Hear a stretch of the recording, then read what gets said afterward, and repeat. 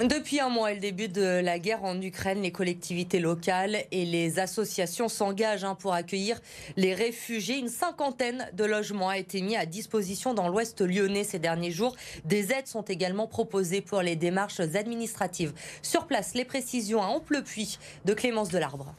C'est dans ce type de résidence que vous voyez juste derrière moi que des familles ukrainiennes vont pouvoir être logées. Certaines sont déjà arrivées. En tout, 4 familles sont arrivées vendredi à Tarare. Dans cette résidence, un appartement est déjà occupé par une famille de 4 personnes, dont 2 enfants.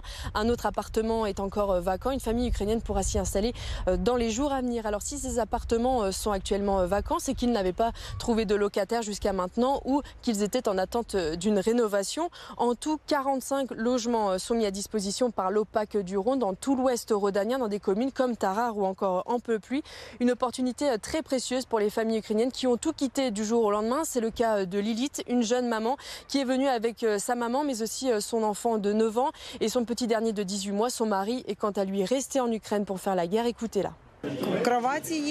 Nous avons été très bien accueillis à Tarare. Nous avons rencontré le maire, des associations. Tout s'est très bien passé quand nous sommes arrivés.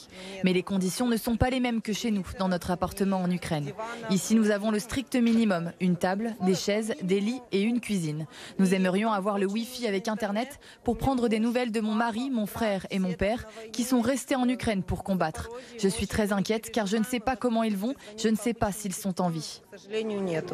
Désormais, l'urgence est de pouvoir mettre les enfants à l'école et d'apprendre le français pour pouvoir s'intégrer le plus vite possible, m'a expliqué Lilith.